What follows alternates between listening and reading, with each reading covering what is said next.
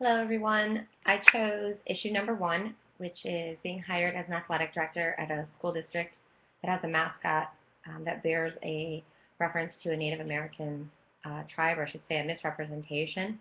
Um, the school mascot name is the Redman. And I just want to start by saying that before I get into what steps I would take as an athletic director to make changes, um, it's interesting because there are teams in the NFL, the Redskins and the Chiefs, and the Major League Baseball, the Braves, the Indians, and other teams in professional sports um, that carry these names. And it's a double standard because if the mascots were derogatory towards the majority of the population, such as whites or possibly African Americans or even Hispanics in some sports, and not minorities that are such a small portion of the population that are involved in athletics, there probably would be no question as to who would win the battle of changing the name.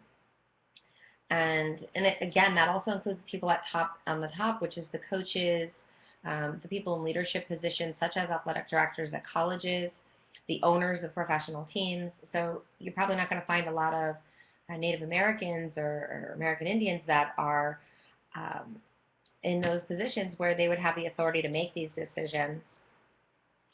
And I don't think it's a difficult task if there are teams in the NHL, the NBA, and the NCAA, or even high schools that have replaced racist and patronizing portrayals of Native American people to something that's more respectful. I think what it's about is, with professional teams in particular, it's about the financial aspect, the amount of money that has already been allocated on advertising and marketing of the mascots. When you look at high schools, though, they have not emptied their athletic budgets, based on marketing and selling T-shirts representing their mascots. So it's really simple. It's about properly setting moral standards and values and emphasizing diversity for the younger generation at the non-professional level. I don't think it's about the money there. I think that setting a precedent at the local level with the younger generation is important, and how the students will view other cultures and gaining understanding that it's important to stand up for your rights, even if you are the minority. So I think as the athletic director in this situation, I, along with Rory, mentioned that he would look and have the students and the community take part in helping to find a new name for the team, so that they feel like they're part of something. I think that would mean something to them, as well as to not only make it theirs, but also go in the right direction towards coming up with something that's agreed upon by the general public.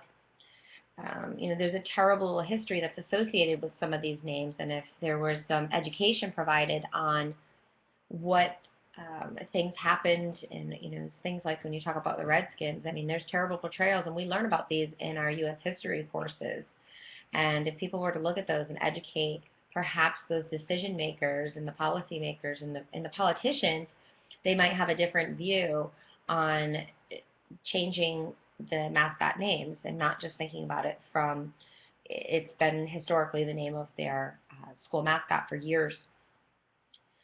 I think that there is also some, if you look at how they have the tribal dances and chants, they're not truly representative of what the tribes would do, and they truly represent them in a distasteful way and not in a respectful way. So I think educating the people that are involved, all the stakeholders within the school, would be the most important piece. And I would be adamant about the fact that it had to change, and figure out a way to make that happen. I think it's very important to look beyond the economic and political reasons for not changing a mascot name that's derogatory. It's about showing respect and setting a high moral and ethical standards for the younger generation, in hopes that they will adopt these qualities as athletes and as students and as good citizens as they move on and go into leadership positions and have the opportunities to make these decisions on their own. That's it. Thank you.